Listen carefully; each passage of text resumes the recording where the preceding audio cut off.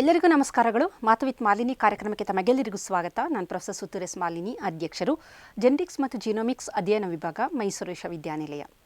ಇತ್ತೀಚಿನ ವರದಿಗಳ ಪ್ರಕಾರ ನಿಜವಾಗ್ಲೂ ಒಂದು ಶಾಕಿಂಗ್ ನ್ಯೂಸ್ ಅಂತಲೇ ಹೇಳ್ಬೋದು, ಒಂದು ಆಘಾತ ಅಂತ ಅನಿಸುತ್ತೆ ಎಲ್ಲರಿಗೂ. ಕಾರಣ ಏನಂದರೆ, ಇತ್ತೀಚಿನ ದಿನಗಳಲ್ಲಿ 18ರಿಂದ 22 ವರ್ಷಗಳ ಮಕ್ಕಳಿಗೆ, ಅದು ಹೆಣ್ಣು ಮಕ್ಕಳಾಗ್ಬೋದು ಗಂಡು ಮಕ್ಕಳಾಗ್ಬೋದು, ಇವರಲ್ಲಿ ಹೆಚ್ಚು HIV ಪಾಸಿಟಿವ್ ಅದು ಗೊತ್ತಾಗಿದೆ, ಪತ್ತೆಯಾಗಿದೆ ಅಂತ ಬಹಳಷ್ಟು ವರದಿಗಳು ತಿಳಿಸ್ತಾ ಇದೆ. ಅದು ಕರ್ನಾಟಕದಲ್ಲಿ ಇತ್ತೀಚೆಗೆ 70,000 ಹೊಸ HIV ಒಂದು ಪಾಸಿಟಿವ್ ಏನು ಹೇಳ್ತೀವಿ ಆ ಕೇಸ್ಗಳು ಪತ್ತೆಯಾಗಿದೆ. ಅದು ಸಣ್ಣ ವಯಸ್ಸಿನಲ್ಲಿ, ಹದಿಹರೆಯದ ವಯಸ್ಸಿನಲ್ಲಿ, ಜೆನ್ಝಿಗಳು ಅಂತ ನಾವೇನು ಹೇಳ್ತೀವಿ, ಇವರಲ್ಲಿ ಇದು ಪತ್ತೆಯಾಗಿದೆ ಅಂತ ಕರ್ನಾಟಕ ಸರ್ಕಾರಕ್ಕೆ ಗೊತ್ತಾದ ಈ ಒಂದು ವಿಚಾರ ತಿಳಿದ ನಂತರ ಏನು ಮಾಡಿದ್ದಾರೆ ಅಂದರೆ, ಎಲ್ಲ ಕಾಲೇಜುಗಳು, ಅದರಲ್ಲೂ ಮುಖ್ಯವಾಗಿ ಮೆಡಿಕಲ್ ಮತ್ತು ಇಂಜಿನಿಯರಿಂಗ್ ಕಾಲೇಜುಗಳಲ್ಲೂ HIV ಪರೀಕ್ಷೆಯನ್ನು ಕಡ್ಡಾಯವಾಗಿ ಮಾಡಿಸಲೇಬೇಕು ಎನ್ನುವ ಒಂದು ನಿಯಮ ಬರ್ತಾ ಇದೆ. ಮತ್ತು ಆ ಪರೀಕ್ಷೆಯ ನಂತರವೇ ಅವರಿಗೆ ಬೇರೆ ಎಲ್ಲ ಟೆಸ್ಟ್ಗಳು ಏನು ಫಿಸಿಕಲ್ ಎಕ್ಸಾಮಿನೇಷನ್ ಮಾಡ್ತಾರೆ, ಅದೇ ಥರ ಅದರಲ್ಲಿ HIV ಪರೀಕ್ಷೆಯನ್ನು ಸಹ ಒಂದು ಸೇರ್ಪಡೆ ಮಾಡಿದ್ದಾರೆ. ಹಾಗಾದರೆ ಈ ಜೆನ್ಝಿಗಳು ಅವರು ಟೆಕ್ನಾಲಜಿ ಯುಗದಲ್ಲಿದ್ದಾರೆ, ಅವರು ತಮ್ಮನ್ನು ತಾವು ಬಹಳ ಬುದ್ಧಿವಂತರು ಅಂತ ಅನ್ಕೊತಾರೆ ಇವಾಗಿನ ಯುವ ಜನತೆ. ಹಾಗಾದರೆ HIV ಬಗ್ಗೆ ಅವರಿಗೆ ಅರಿವಿಲ್ವಾ ಅಂತಂದರೆ ಖಂಡಿತ ಇದೆ. HIV ಅಂದರೆ ಏನು? ಹ್ಯೂಮನ್ ಇಮ್ಯುನೋ ಡಿಫಿಷಿಯನ್ಸಿ ವೈರಸ್ ಅನ್ನೋದು HIV. ನಂತರ ಕೊನೆಯ ಅವಸ್ಥೆಯಲ್ಲಿ ಅದು ಏಡ್ಸ್ ಆಗಿ ಅಕ್ವೈರ್ಡ್ ಇಮ್ಯೂನ್ ಡಿಫಿಷಿಯನ್ಸಿ ಸಿಂಡ್ರೋಮ್ ಆಗುವುದು ಹೇಗೆ, ಇದು ಯಾವ ರೀತಿ ಹರಡುತ್ತೆ, ಇದನ್ನು ತಡೆಗಟ್ಟುವ ಬಗ್ಗೆ ಹೇಗೆ, ಇದರ ತಪ್ಪು ಕಲ್ಪನೆಗಳು, ಇದರ ಬಗ್ಗೆ ಖಂಡಿತವಾಗ್ಲೂ ಅವರಿಗೆ ಮಾಹಿತಿ ಇದೆ. ಆದರೂ ಸಹ ಈ HIV ಏನಕ್ಕೆ ಜಾಸ್ತಿ ಆಗ್ತಾ ಇದೆ ಅನ್ನೋದು ಎಲ್ಲೋ ಒಂದು ಕಡೆ ನಮ್ಮನ್ನು ನಾವು ತುಂಬ ಬುದ್ಧಿವಂತರು ಅಂತ ಅಂದ್ಕೊಂಡು ಕೆಲವೊಮ್ಮೆ ಏನು ಮಾಡ್ತೀವಿ, ಎಲ್ಲೋ ಒಂದು ನೆಗ್ಲಿಜೆನ್ಸಿ ಆರಂಭ ಆಗುತ್ತೆ. ಇತ್ತೀಚಿನ ದಿನದಲ್ಲಿ ಈ ಒಂದು ಡ್ರಗ್ಸ್ ಹಾವಳಿ ಜಾಸ್ತಿ ಆಗ್ತಾ ಇದೆ, ಟ್ಯಾಟೂ ಹಾವಳಿ ಜಾಸ್ತಿ ಆಗ್ತಿದೆ. ಯಂಗ್ಸ್ಟರ್ಸ್ ಅವ್ರೇನು ಮಾಡ್ತಾರೆ ಅಂದರೆ, ದೇಹ ಪ್ರದರ್ಶನ ಜಾಸ್ತಿ ಆಗ್ತಾ ಇದೆ. ಅದರಲ್ಲಿ ಜಿಮ್ಮಲ್ಲಿ ಹೋಗಿ ಒಳ್ಳೆ ಬಾಡಿ ಚೆನ್ನಾಗಿ ಕಟ್ಟುಮಸ್ತಾದ ಒಂದು ದೇಹವನ್ನು ಪಡಿತಾರೆ. ನಂತರ ಟ್ಯಾಟೂ ಹಾಕಿಸ್ಕೊಂತಾರೆ. ಟ್ಯಾಟೂ ಹಾಕಿಸ್ಕೊಂಡು ಅದರ ಒಂದು ಪ್ರದರ್ಶನ ಅದನ್ನು ಮಾಡಿದಾಗ ಅವ್ರಿಗೆ ಒಂಥರ ಸಂತೋಷ ಸಿಕ್ಕುತ್ತೆ, ವಯಸ್ಸು ಮಾಡಬಹುದು. ಆದರೆ ಈ ಒಂದು ಟ್ಯಾಟೂ ಹಾಕಿಸುವ ಸಂದರ್ಭದಲ್ಲಿ, ಅದನ್ನು ಹಚ್ಚೆ ಅಂತ ನಾವು ಕರಿತೀವಿ, ಅದು ಹಾಕಿಸುವ ಸಂದರ್ಭದಲ್ಲಿ ಅಲ್ಲಿ ಬಳಸುವ ಸೂಜಿಗಳು ಸ್ಟೆರಿಲೈಸ್ ಆಗಿದೆಯಾ ಅಥವಾ ಹೊಸ ಸೂಜಿಗಳನ್ನು ಬಳಕೆ ಮಾಡ್ತಿದ್ದಾರಾ, ಇದರ ಒಂದು ಅರಿವಿರಬೇಕು. ಇದರ ಜೊತೆಯಲ್ಲಿ ಏನಾಗ್ತಾ ಇದೆ ಅಂದರೆ, ಬಹಳಷ್ಟು ಸಂದರ್ಭದಲ್ಲಿ ಡ್ರಗ್ ಅಡಿಕ್ಟ್ಸ್ ಅಂತ ಏನು ಕರಿತೀವಿ ನಾವು, ಈ ಒಂದು ವ್ಯಸನಕ್ಕೆ ತುತ್ತಾಗಿರುವಂಥವರು, ಇವರುಗಳು ಈ ಡ್ರಗ್ಸನ್ನು ಸೇವನೆ ಮಾಡುವ ಸಂದರ್ಭದಲ್ಲಿ ಕೆಲವೊಮ್ಮೆ ಬಾಯಿ ಮುಖಾಂತರ ಅದನ್ನ ಸೇವನೆ ಮಾಡ್ಬೋದು, ಕೆಲವೊಮ್ಮೆ ಅದನ್ನು ಸೂಜಿಯ ಮುಖಾಂತರ, ಸಿರಿಂಜ್ಗಳ ಮುಖಾಂತರ ಇಂಜೆಕ್ಷನ್ ರೂಪದಲ್ಲಿ ಪಡಿತಾರೆ. ಇಂತಹ ಸಂದರ್ಭದಲ್ಲಿ ಈ ಡ್ರಗ್ಸ್ ತೆಗೆದುಕೊಳ್ಳುವಂಥ ಭಾಳಷ್ಟು ಮಂದಿಯಲ್ಲಿ ಒಂದು ಅಸುರಕ್ಷತೆಯ ಲೈಂಗಿಕತೆಯನ್ನು ಹೊಂದಿರ್ತಾರೆ ಅವರು. ಏಕೆಂದರೆ ಆ ಡ್ರಗ್ಸ್ ತೆಗೆದುವ ಸಂದರ್ಭದಲ್ಲಿ ಆ ಒಂದು ಸಂಪೂರ್ಣವಾಗಿ ಅವರ ಒಂದು ಬುದ್ಧಿ ಸ್ಥಿಮಿತದಲ್ಲಿ ಇಲ್ಲದ ಕಾರಣ ಈ ಥರ ನಡೆದಿರುವ ಪ್ರಸಂಗ ಇರುತ್ತೆ. ಕೆಲವು ಸಂದರ್ಭದಲ್ಲಿ HIV ಹೊಂದಿರುವಂತಹ ಹೆಣ್ಣು ಮಕ್ಕಳ ಸವಾಸವನ್ನು ಮಾಡಿರಬಹುದಾದ ಸಾಧ್ಯತೆಗಳಿದೆ. ಹಾಗಾಗಿ ಒಬ್ಬ ಅಂತಹ ಗುಂಪಿನಲ್ಲಿರುವ ವ್ಯಕ್ತಿಗೆ HIV ಪಾಸಿಟಿವ್ ಇದ್ದರೆ ಅವನಿಂದ ಅತ್ಯಂತ ಸುಲಭವಾಗಿ ಆ ಗುಂಪಿನಲ್ಲಿರುವ ಎಲ್ಲ ಯುವಕ ಯುವತಿಯರಿಗೂ HIV ಹರಡುವ ಸಾಧ್ಯತೆ ಇದೆ. ಹಾಗಾಗಿ ಒಂದು ಹಚ್ಚೆಗಳ ಮುಖಾಂತರ ಹರಡಬಹುದು. ಅಂದರೆ ಆ ನೀಡಲ್ಸ್ಗಳು ಏನು ಬಳಸಿರ್ತಾರೆ ಅದು ಸುರಕ್ಷಿತವಲ್ಲದ ನೀಡಲ್ಗಳನ್ನು ಬಳಸಿರೋದ್ರಿಂದ, ಜೊತೆಯಲ್ಲಿ ಡ್ರಗ್ ಅಡಿಕ್ಷನ್ ಏನಾದ್ರು ಇದ್ದಾಗ ಅದರ ಸೂಜಿಗಳ ಮುಖಾಂತರ, ಕೆಲವೊಮ್ಮೆ ಲೈಂಗಿಕತೆಯಲ್ಲಿ ಸುರಕ್ಷತೆಯನ್ನು ಕಾಪಾಡುವ ಸಂದರ್ಭದಲ್ಲಿ ಎಡವುವುದರಿಂದ, ಅಂದರೆ ಕೆಲವೊಂದು ಸುರಕ್ಷತಾ ಸಾಧನಗಳನ್ನು ಬಳಕೆ ಮಾಡುವುದು ಸರಿಯಾಗಿ ಅದರ ಬಗ್ಗೆ ತಿಳುವಳಿಕೆ ಇಲ್ಲದಂಥ ಸಂದರ್ಭದಲ್ಲಿ, ಇತ್ತೀಚಿನ ದಿನದಲ್ಲಿ ಹೋಮೋಸೆಕ್ಷುಯಾಲಿಟಿ ಅಂತ ನಾವು ಅಂತೀವಿ, ಬೇರೆ ಥರದ ಒಂದು ಲೈಂಗಿಕತೆ, ಹುಡುಗರ ಮಧ್ಯೆ ನಡೆಯುವಂಥದ್ದು, ಹುಡುಗಿಯರ ಮಧ್ಯೆ, ಇಂತಹ ಸಂದರ್ಭದಲ್ಲೂ ಯಾವನಾದರೂ ಅವನ ಸ್ನೇಹಿತನಿಗೆ HIV ಪಾಸಿಟಿವ್ ಇದ್ದರೆ ಇವರಿಗೂ ಬರುವ ಸಾಧ್ಯತೆ ಇದೆ. ಹಾಗಾಗಿ ಹದಿಹರೆಯದವರು ಎಲ್ಲೋ ದಾರಿ ತಪ್ತಾ ಇದ್ದಾರೆ. ಅದು ಲೈಂಗಿಕತೆಗೆ ಸಂಬಂಧಿಸಿದಂತಹ ವಿಚಾರಗಳಲ್ಲಿ ಸರಿಯಾದ ಮಾಹಿತಿ, ನಿಖರವಾದ ಮಾಹಿತಿ, ತಿಳುವಳಿಕೆ ಇಲ್ಲದ ಕಾರಣ ಈ ಥರದ ತೊಂದರೆಗಳನ್ನು ಅವರು ಅನುಭವಿಸ್ತಾ ಇರೋದ್ರಿಂದ ಏನಾಗ್ತಾ ಇದೆ, HIV ಜಾಸ್ತಿ ಆಗ್ತಾ ಇದೆ. ಹಾಗಾದರೆ HIV ಬಗ್ಗೆ ತಮಗೆಲ್ಲರಿಗೂ ಬಹಳಷ್ಟು ಇನ್ಫಾರ್ಮೇಷನ್ ಗೊತ್ತಿದೆ.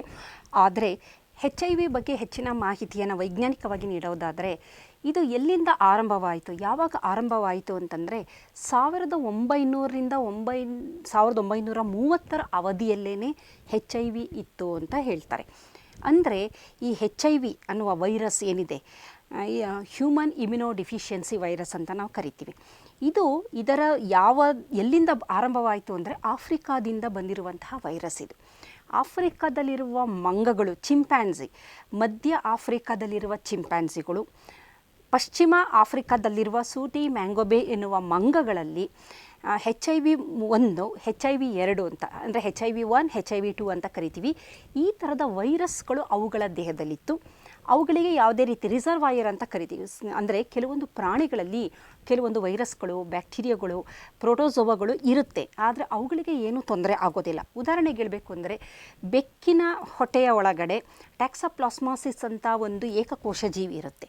ಅದಕ್ಕೇನು ತೊಂದರೆ ಇಲ್ಲ. ಆದರೆ ಅದರ ಮಲದ ಮೂಲಕ ಹೊರಗಡೆ ಬಂದು ಮನುಷ್ಯನ ದೇಹಕ್ಕೆ ಈ ಟ್ಯಾಕ್ಸೋಪ್ಲಾಸ್ಮಾಸಿಸ್ ಏನಾದರೂ ಸೇರಿಕೊಂಡ್ರೆ, ಏಕಕೋಶ ಜೀವಿ ಅದು, ನಂತರ ಅದು ಗರ್ಭಿಣಿಯರಲ್ಲಿ ಮುಖ್ಯವಾಗಿ ಹುಟ್ಟುವ ಮಕ್ಕಳಿಗೆ ಒಂದು ಕುರುಡುತನ, ಬುದ್ಧಿಮಾಂದ್ಯತೆ ಈ ಥರದನ್ನು ಉಂಟು ಮಾಡುತ್ತೆ. ಅಂದರೆ ಆ ಬೆಕ್ಕುಗಳಿಗೆ ಏನೂ ತೊಂದರೆ ಆಗೋದಿಲ್ಲ. ಅದೇ ರೀತಿ ಬಹಳಷ್ಟು ಪ್ರಾಣಿಗಳಲ್ಲಿ ಈ ಸೂಕ್ಷ್ಮಾಣುಜೀವಿಗಳು, ವೈರಸ್ಗಳು, ಬ್ಯಾಕ್ಟೀರಿಯಾಗಳು, ಪ್ರೋಟೋಸೋವಾಗಳು ಇವುಗಳೆಲ್ಲ ಅವುಗಳ ದೇಹದಲ್ಲಿ ರಿಸರ್ವಾಯರ್ ಅಂತೀವಿ ಇರುತ್ತೆ. ಅವುಗಳಿಗೆ ಏನೂ ತೊಂದರೆ ಆಗೋಲ್ಲ. ಹಾಗಾದರೆ ಈ ಚಿಂಪ್ಯಾನ್ಸಿ ಮತ್ತು ಮಂಗಗಳಿಂದ ಮನುಷ್ಯನಿಗೆ ಇದು ಯಾವ ರೀತಿ ಬಂತು ಆಫ್ರಿಕಾ ಖಂಡದಲ್ಲಿ ಅಂತ ನಾವು ನೋಡೋದಾದರೆ, ಅದು ಒಂದು ದಟ್ಟವಾದ ಅರಣ್ಯದ ಪ್ರದೇಶ ಮತ್ತು ಬಹಳಷ್ಟು ಜನ ಕಾಡು ವಾಸಿಗಳು ಯಾರಿರ್ತಾರೆ, ಟ್ರೈಬಲ್ಸ್, ಅವರೇನು ಮಾಡ್ತಾರೆ, ಬೇಟೆಯಾಡುವುದಕ್ಕೆ ಹೋದಂಥ ಸಂದರ್ಭದಲ್ಲಿ ಆ ಒಂದು ಸೋಂಕಿತ ಚಿಂಪ್ಯಾನ್ಸಿ ಅಥವಾ ಮಂಗಗಳ ರಕ್ತ ಇವರಿಗೆ ಸೋಕಿದಾಗ, ಗಾಯ ಏನೋ ಆಗಿರುತ್ತೆ ಬೇಟೆಯಾಡುವ ಸಂದರ್ಭದಲ್ಲಿ, ಆ ಗಾಯದ ಮುಖಾಂತರ ಅವುಗಳ ರಕ್ತ ಈ ಗಾಯಕ್ಕೆ ಸೋಕಿದಾಗ ಬೇಟೆಯಾಡುವ ಸಂದರ್ಭದಲ್ಲಿ, ಮಾಂಸವನ್ನು ಕತ್ತರಿಸುವ ಸಂದರ್ಭದಲ್ಲಿ ಏನಾಗಿದೆ ಅಂದರೆ, ಈ ಒಂದು ವೈರಸ್ ಅಲ್ಲಿ HIV ಅಂತ ನಾವು ಕರೆಯೋದಿಲ್ಲ, ಅದನ್ನು SIV ಅಂತ ಕರಿತೀವಿ. ಈ ಮಂಗಗಳು ಮತ್ತು ಚಿಂಪ್ಯಾನ್ಸಿಗಳಲ್ಲಿದ್ದಂಥ virus SIV virus, simian immunodeficiency virus ಅಂತ. ಅದೇನಾಗುತ್ತೆ, ಮನುಷ್ಯನ ದೇಹಕ್ಕೆ ಆ ಸಂದರ್ಭದಲ್ಲಿ ಬಂದಿದೆ. ಈ ಚಿಂಪ್ಯಾನ್ಸಿಗಳು, ಮಂಗಗಳ ದೇಹದಲ್ಲಿ ಕೋಟ್ಯಾಂತರ ವರ್ಷಗಳ ಹಿಂದೆಯಿಂದನೂ ಈ SIV ವೈರಸ್ ಇದೆ, ಸಿಮಿಯನ್ ಇಮ್ಯುನೋ ಡಿಫಿಷಿಯನ್ಸಿ ವೈರಸ್. ಆದರೆ ಅವುಗಳಿಗೆ ಏನೂ ತೊಂದರೆ ಆಗಿಲ್ಲ. ಆದರೆ ಮನುಷ್ಯನ ದೇಹಕ್ಕೆ ಬಂದಂಥ SIV ವೈರಸ್ ಬಹಳಷ್ಟು ಕಾಲ, ಬಹಳಷ್ಟು ವರ್ಷಗಳವರೆಗೂ ಅದು ಅಲ್ಲಿ ಬದುಕಲು ಹೋರಾಟ ನಡೆಸ್ತಾ ಇದೆ. ಬದುಕಕ್ಕಾಗಿಲ್ಲ, ಇಮಿಡಿಯೇಟಾಗಿ ದೇಹದ ಒಳಗಡೆ ಬಂದಾಗ ಬದುಕಿಲ್ಲ ಅದು. ಅದೇ ಥರ ಬಹಳಷ್ಟು ಸಲ ಎಕ್ಸ್ಪೋಜರ್ಗಳು ನಡೀತಾನೇ ಇದೆ. ಅದೇನು ಮಾಡ್ತು, ದೇಹಕ್ಕೆ ಬಂದಾಗ ಮನುಷ್ಯನ ದೇಹದಲ್ಲಿ ಬದುಕಲು ಅದನ್ನು ಅದು ರೂಪಾಂತರ ಮಾಡ್ಕೊಂತು. ಅದನ್ನು ನಾವು ಮ್ಯೂಟೇಷನ್ ಅಂತ ಕರಿತೀವಿ. ಕಾರಣ ಏನಂತಂದರೆ, ಈ ಸಿಮಿಯನ್ ಇಮ್ಯುನೋ ಡಿಫಿಷಿಯನ್ಸಿ ವೈರಸ್ಸಲ್ಲಿರುವ ಒಂದು ಜೆನೆಟಿಕ್ ಮೆಟೀರಿಯಲ್ ಏನು ಅಂತಂದರೆ ಅದು RNA ಅಂತ ಕರಿತೀವಿ. ನಮ್ಮಲ್ಲಿರುವಂತಹ ಈ ಆನುವಂಶೀಯ ವಸ್ತು DNA, ಆದರೆ ಆ ವೈರಸ್ಸಲ್ಲಿರುವ ಆನುವಂಶೀಯ ವಸ್ತು RNA. ಈ RNAಗೆ ರೂಪಾಂತರ ಉಂಟು ಮಾಡುವ ಶಕ್ತಿ ಬಹಳಷ್ಟಿದೆ. ಅದೇ ಅದರ ಒಂದು ಕ್ವಾಲಿಟಿ ಅಂತ ಅನ್ಬೋದು. ಅದಕ್ಕೆ ನೋಡಿ, ಕೋವಿಡ್ ವೈರಸ್, ಅದಕ್ಕೆ ಔಷಧಿಗಳನ್ನು, ವ್ಯಾಕ್ಸಿನ್ಗಳನ್ನು ಕಂಡುಹಿಡಿಯೋದು ಕಷ್ಟ. ಏನಕ್ಕೆ ಅಂದರೆ, ನಾವು ಔಷಧಿಗಳನ್ನು ಕಂಡುಹಿಡಿದು ಅದನ್ನು ತರೋ ಅಷ್ಟರಲ್ಲಿ ಅದು ಬದಲಾವಣೆ ಹೊಂದಿಬಿಟ್ಟಿರುತ್ತೆ. ಆ ನಂತರ ಆ ಔಷಧಿಗಳು ಅಥವಾ ವ್ಯಾಕ್ಸಿನ್ಗಳು ಕೆಲಸ ಮಾಡೋದೇ ಇರೋ ಕಾರಣ ಈ ಥರದ RNA ವೈರಸ್ಗಳು ಅಥವಾ RNA ಇರುವಂತಹ ಜೆನೆಟಿಕ್ ಮೆಟೀರಿಯಲ್ ಅಂತಹ ಜೀವಿಗಳು ಬಹಳ ಕಷ್ಟ. ಅವುಗಳನ್ನು ನಾವು ಟ್ರೀಟ್ ಮಾಡೋದೇ ಆಗಲಿ. ಅದೇ ರೀತಿ SIV ಇದ್ದಿದ್ದು ಬಹಳಷ್ಟು ರೂಪಾಂತರ ಹೊಂದಿ HIV, human immuno deficiency virus ಆಗಿ ಬದಲಾವಣೆ ಆಯ್ತದು. ಮನುಷ್ಯನ ದೇಹಕ್ಕೆ ಹೋದಾಗ ಅದು ಏನು ಮಾಡುತ್ತೆ ಅಂತ ನಾವು ನೋಡೋದಾದರೆ, ಮೊದಲ ಬಾರಿಗೆ ಅದೇನಾಗುತ್ತೆ, ಮನುಷ್ಯನ ದೇಹವನ್ನು ಪ್ರವೇಶ ಮಾಡುತ್ತೆ. ಪ್ರವೇಶ ಮಾಡಿದಾಗ ಇದರ ಆನುವಂಶೀಯ ವಸ್ತು ಇರುವುದು RNA. ಆದರೆ RNA ಅದರ ಹೋಸ್ಟ್ ಅಥವಾ ಮನುಷ್ಯನಲ್ಲಿರುವುದು ಆನುವಂಶೀಯ ವಸ್ತು DNA. ಹಾಗಾಗಿ ಏನು ಮಾಡುತ್ತೆ, ಇದು ತನ್ನ RNAಯನ್ನು DNA ಆಗಿ ಬದಲಾವಣೆ ಮಾಡ್ಕೊಳ್ಳುತ್ತದು.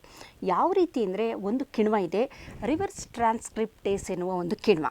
ಈ ರಿವರ್ಸ್ ಟ್ರಾನ್ಸ್ಕ್ರಿಪ್ಟೇಸ್ ಎನ್ನುವ ಕಿಣ್ವದ ಮುಖಾಂತರ ಅದು ತನ್ನ RNA ಆದ ಜೆನೆಟಿಕ್ ಮೆಟೀರಿಯಲನ್ನು ಕಾಂಪ್ಲಿಮೆಂಟರಿ DNA ಅಥವಾ DNA ಆಗಿ ಅದನ್ನು ಬದಲಾವಣೆ ಮಾಡ್ಕೊಂತು. ಇಲ್ಲಿ ಮೊದಲನೆಯ ಕಿಣ್ವ ರಿವರ್ಸ್ ಟ್ರಾನ್ಸ್ಕ್ರಿಪ್ಟೇಸ್ ಎನ್ನುವುದು ಬಹಳ ಪ್ರಮುಖವಾದ ಕಿಣ್ವ ಅಂತ ಅನ್ಬಹುದು.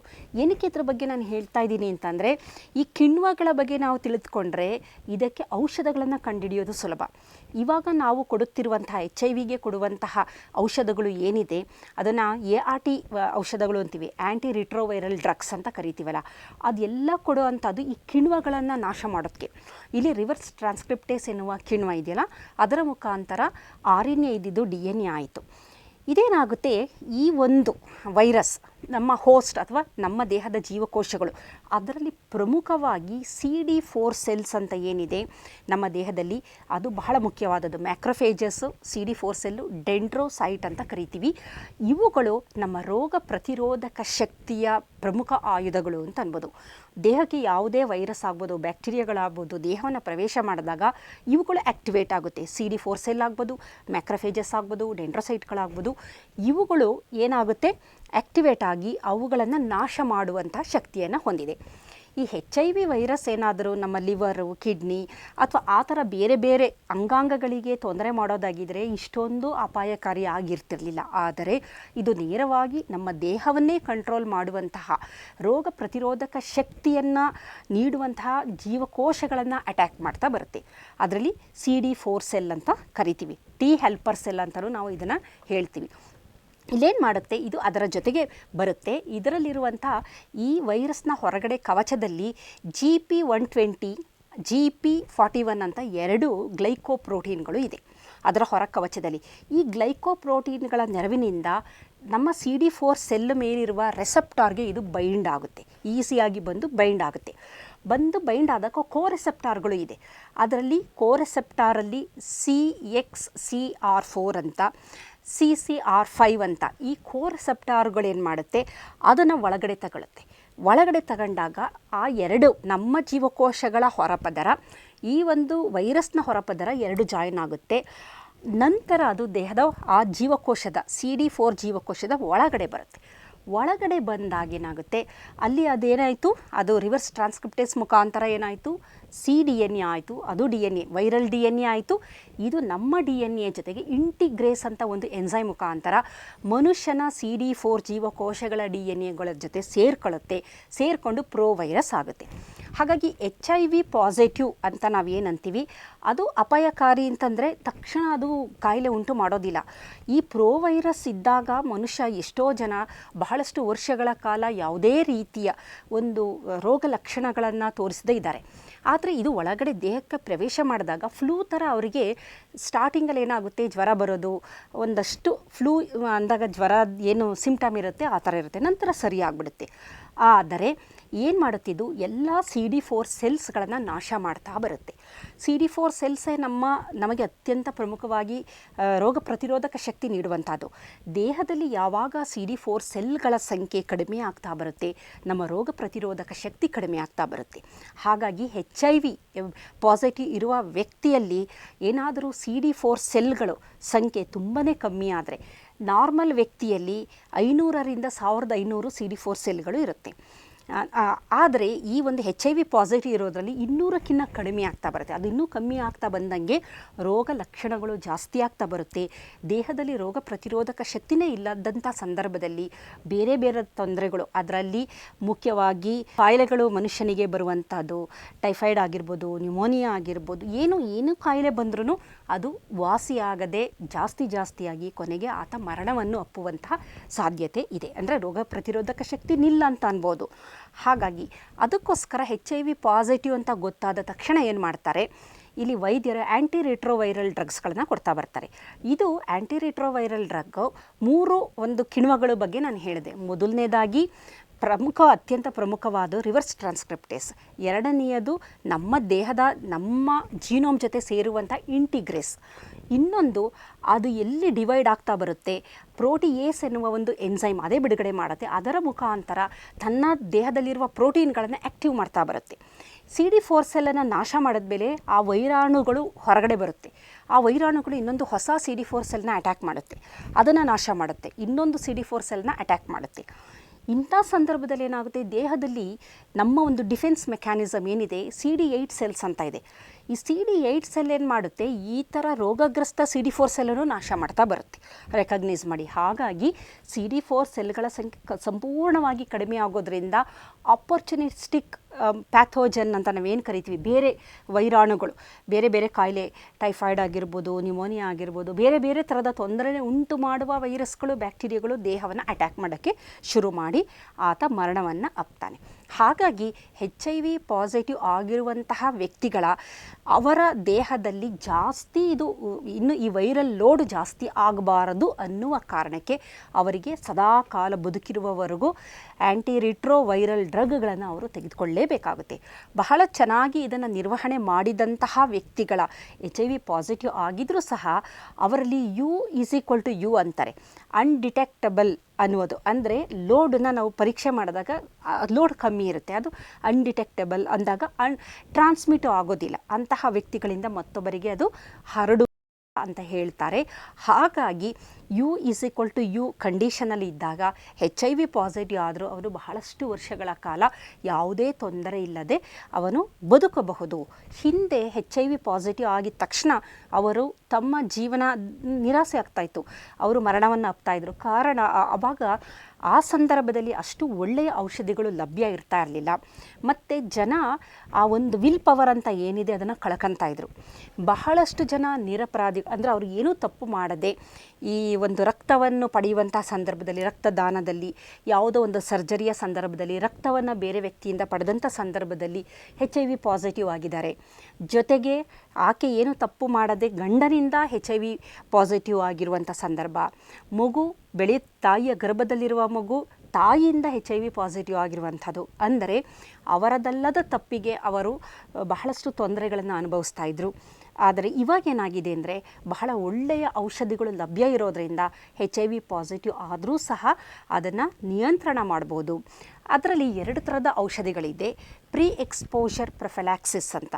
ಅಂದರೆ HIV ಪಾಸಿಟಿವ್ ಇರುವಂತಹ ವ್ಯಕ್ತಿಗಳ ಸಂಪರ್ಕದಲ್ಲಿ ಯಾರಿರ್ತಾರೆ ಅವರಿಗೆ HIV ತಗಲಬಾರದು. ಈಗ ಉದಾಹರಣೆಗೆ ಡಾಕ್ಟರ್ಸ್ ಅವರು ಯಾವುದೋ HIV ಪಾಸಿಟಿವ್ ಇರುವ ಮಹಿಳೆಗೆ ಹೆರಿಗೆ ಮಾಡಬೇಕು, ತುಂಬ ರಿಸ್ಕ್ ಇರುತ್ತೆ. ಏಕೆ ಅಂತಂದರೆ ಆಮ್ನಿಯಾಟಿಕ್ ಫ್ಲೂಯಿಡ್, ಆ ದ್ರವ ಬಸ್ಟ್ ಆದಾಗ ಅದರಲ್ಲೂ ಈ ವೈರಾಣುಗಳಿರುತ್ತೆ. ಅವರಕ್ಕೇನಾದರೂ ಅಕಸ್ಮಾತ್ ಸೋಂಕು ಉಂಟಾದರೆ, ಹಾಗಾಗಿ ಅಲ್ಲಿ ಕೆಲಸ ಮಾಡುವ ನರ್ಸ್ಗಳಾಗ್ಬೋದು, ಡಾಕ್ಟರ್ಸ್ಗಳಾಗ್ಬೋದು, ಈ ಥರ HIV ಪಾಸಿಟಿವ್ ಇರುವ ವ್ಯಕ್ತಿಯ ಸಂಪರ್ಕದಲ್ಲಿರುವಂತಹವರು ತೆಗೆದುಕೊಳ್ಳುವಂಥ ಔಷಧಿ ಪ್ರೊಫಿಲಾಕ್ಸಿಸ್, ಪ್ರೀ ಎಕ್ಸ್ಪೋಷರ್ ಪ್ರೊಫಿಲಾಕ್ಸಿಸ್ ಅಂತ ನಾವು ಕರಿತೀವಿ. ಅಂದರೆ ಅವರು ಈ ಔಷಧಗಳನ್ನು ತಗೊಳ್ಳೋದ್ರಿಂದ ಇವರಿಗೆ HIV ಸೋಂಕು ಉಂಟಾಗದೇ ಇದ್ದ ಹಾಗೆ ತಡೆಗಟ್ಬೋದು. ಪೋಸ್ಟ್ ಎಕ್ಸ್ಪೋಷರ್ ಪ್ರೊಫಿಲಾಕ್ಸಿಸ್ ಅಂತ ಇದೆ. ಅಂದರೆ ಅವರಿಗೆ ಅರಿವಿಲ್ಲದಂತೆ, ಉದಾಹರಣೆಗೆ ಅವನ ಸ್ನೇಹಿತನಿಗೆ HIV ಪಾಸಿಟಿವ್ ಇದೆ, ಇವನಿಗೆ ಗೊತ್ತಿಲ್ಲದಂತೆ ಅವನು ಉಪಯೋಗಿಸಿದ ನೀಡಲ್ನ ಇವನು ಬಳಕೆ ಮಾಡಿದ್ದಾನೆ, ಇವನಿಗೆ ಬರುವ ಸಾಧ್ಯತೆ ಹೆಚ್ಚಿದೆ.